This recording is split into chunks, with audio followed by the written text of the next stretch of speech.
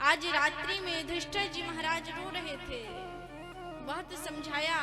जो गीता का उपदेश भगवान कृष्ण ने अर्जुन को दिया था, वही गीता का उपदेश युधिष्ठिर को दिया। लेकिन अर्जुन के मन में कन्हैया के प्रति गुरु का भाव था, लेकिन युधिष्ठिर जी महाराज कन्हैया को बालक मानते हैं, छोटा, समझे नहीं। मेरे गोविंद समस्त पांडवों को लेकर भीष्म पितामह के पास में आए। रोम रोम में जिनके बाण छिदे हुए हैं, सारा शरीर सैकड़ों बाणों से विच्छेदन हो रहा है। एक एक बूंद करके जिनके शरीर में से रक्त निकल चुका है। कन्हैया को देखते हुए नेत्रों से आंसू निकल पड़े। कृष्ण ने पितामह को प्रणाम किया, कहा उपदेश दीजिए। भीष्म पितामह कहते हैं, तुम राजा बन गए हो। राजा का प्रथम धर्म होता है कि अपनी जान देकर भी प्रजा की रक्षा करना, प्रजा का रक्षक बनना।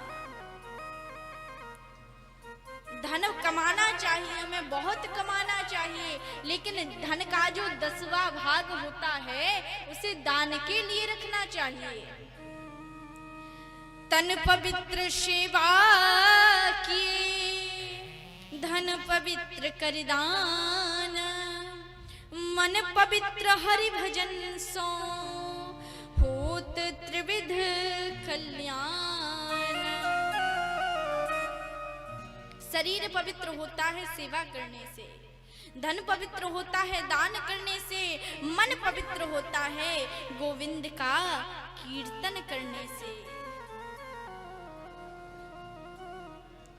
हम धन किस लिए खर्च करते हैं? बहुत इकट्ठा करते जाते हैं, इकट्ठा करते जाते हैं, और इकट्ठा करते करते करते करते शरीर में इतनी बीमारी हो जाती है कि शरीर को खर्च करने में समाप्त हो जाती है। इसलिए दान करने से धन पवित्र होता है। दूसरी बात है, राजा को कभी पाप नहीं करना चाहिए और पाप करते हुए कभी देखना नहीं चाहिए। जब भीष्म पितामह यह कह रहे थे, माता द्रौपदी खड़ी हुई थी, द्रौपदी हंस पड़ी। भीष्म पितामह ने कहा, क्यों हंसी? द्रौपदी ने कहा, बाबा अभी तो आप बड़ा उपदेश देते हो, आंखों के सामने पाप होते हुए नहीं देखना चाहिए। लेकिन जब आपका उपदेश कहा गया था, जब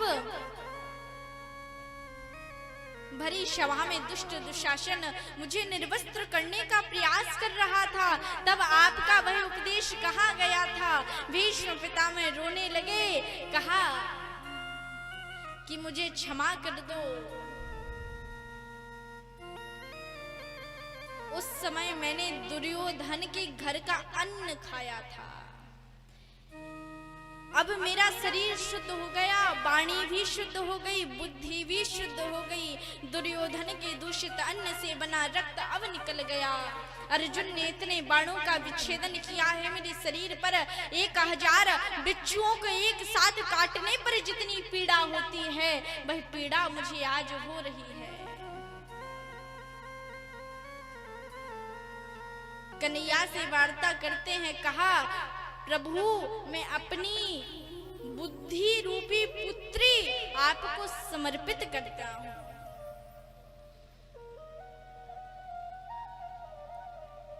आप मेरे समक्ष खड़े रहो, बस इतनी ही आपसे प्रार्थना है। कहते हैं, मुझे वह झांकी याद आती है जब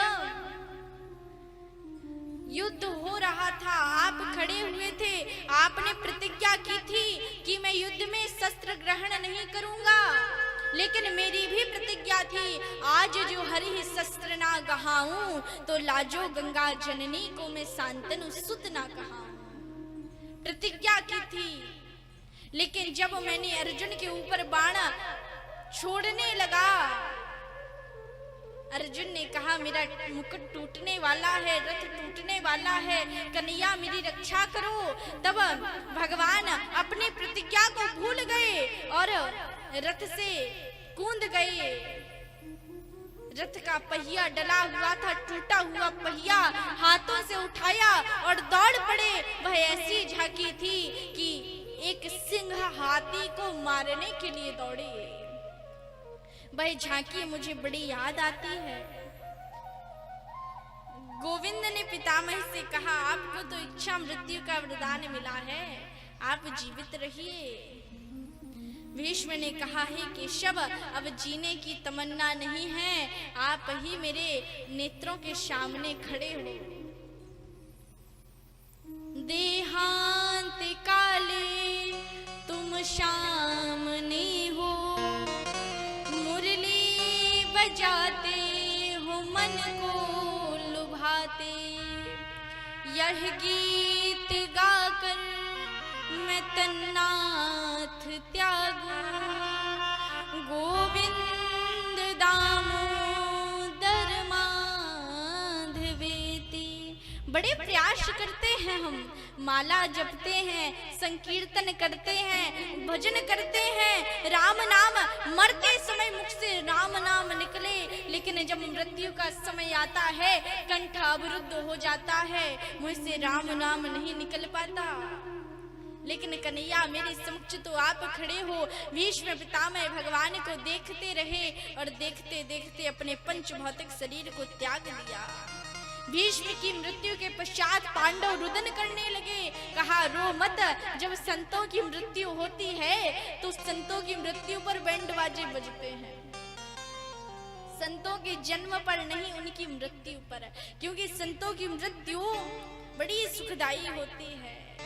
कन्हैया ने कहा कि यह तो पितामह की मृत्यु है, रो मत। प्रभु ने कहा, अब मैं जाता हूं। भगवान तो चले गए द्वारिका।